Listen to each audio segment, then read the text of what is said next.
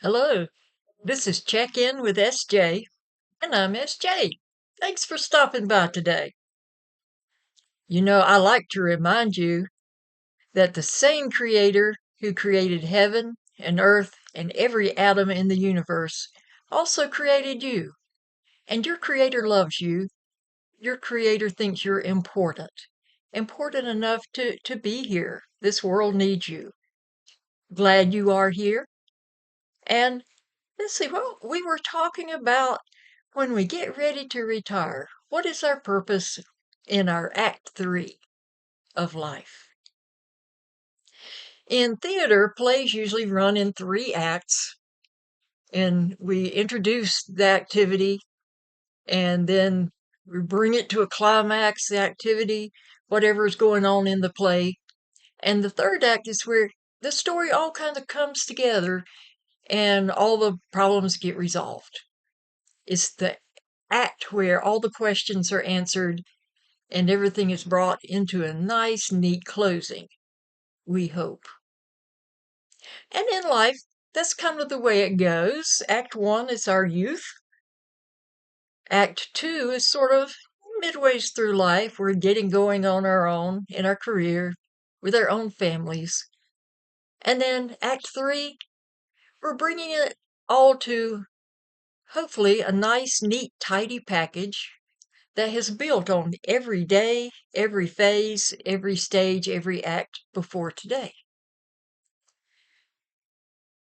But a lot of people have trouble figuring out what to do in this stage, especially if you have retired and left work, unless you've gone back to work like I did.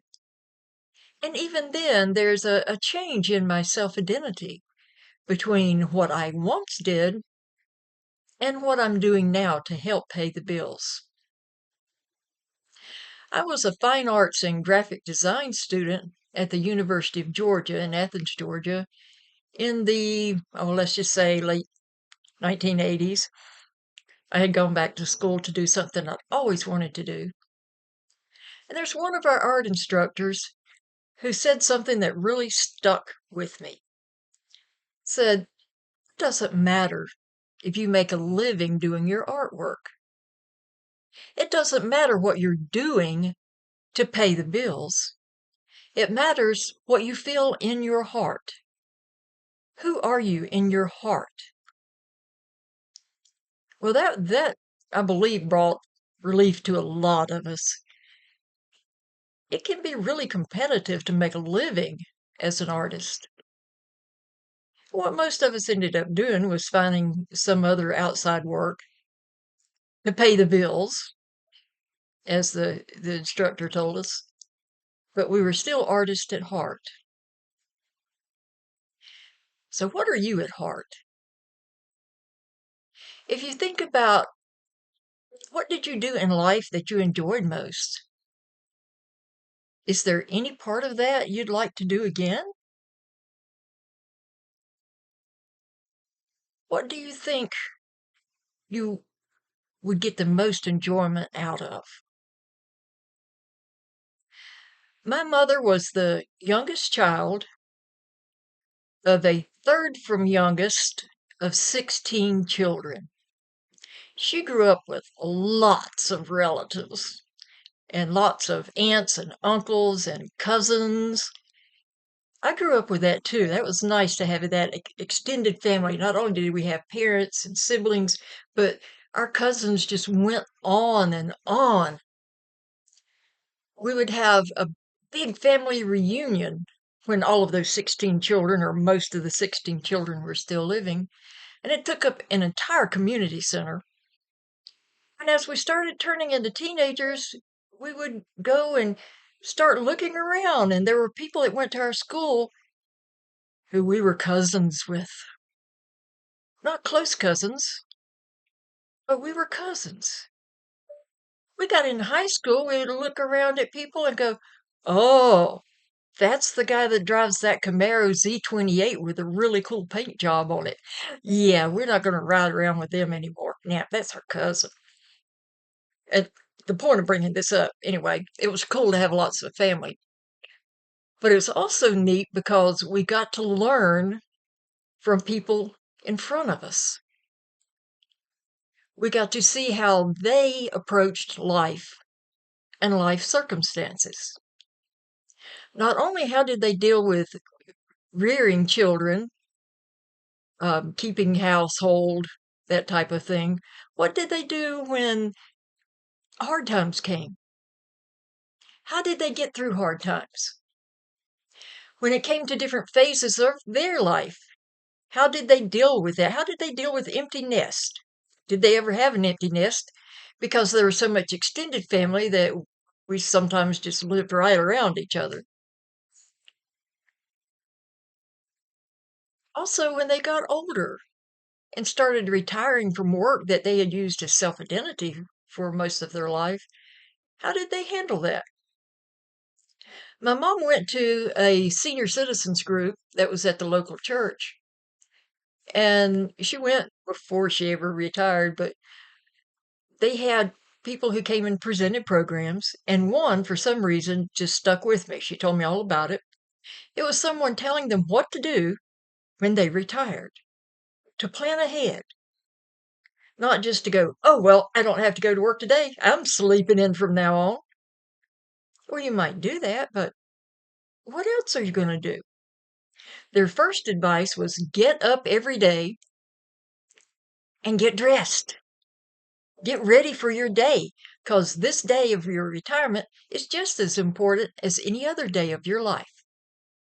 That it's good to have a routine and good to have a purpose, something you enjoy doing. If I ask you today, let's say you're still working. If I ask you today, what would you do if you didn't have to go to work this entire week? What is something you have wished you had more time to do? That could cover a lot of territory, whether it's reading, handcrafts, traveling, getting into something totally new. We tend to follow what our families do also. Have you ever noticed that? A lot of people in one family will be into healthcare, nursing, or business administration, or banking, or retail. It's kind of interesting. And so if people older than us retire, and the only difference is they're not going to an office every day, but they're getting out and still doing things they enjoy, we're probably going to do that too. If you come from a long line of people who get depressed because they're retired, they have lost their sense of identity, you might fall into that trap also. But I hope not. Because, again, every act of life, every phase of life is equally important. There is something we're contributing to this earth just by being here, whether we are actively trying to make this a better place, or sometimes we wonder if people are trying to make it a more difficult place. But it's good to think about, how do I see myself? How do I see myself now that I'm not getting a paycheck from XYZ Corporation where we sell lots of gizmos? Tell me something. What is something that you used to think, man, when I retire, I'm going to spend my days doing blank, or I'm going to spend my days learning blank? In the comments below, fill in that blank. Tell me what it is that you used to think you wanted to do in retirement. Maybe you're already there and doing it. Maybe you're not there quite yet. Maybe you're retired but just can't quite figure out yet what to do. You haven't come up with a routine. You haven't remembered those dreams that you once had. And you know, those dreams don't have to be expensive. It doesn't have to take a lot of money. It can still be fun. I hope you'll give me some comments below and tell me about that. And just as our usual disclaimer, I am not a medical doctor, a healthcare worker, a professional counselor. I am a certified lay minister with the United Methodist Church.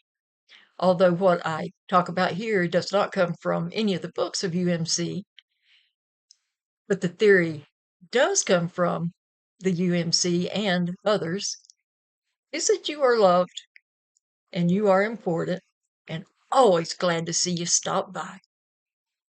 Tell me all about it, and I'll talk to you again tomorrow. Bye now.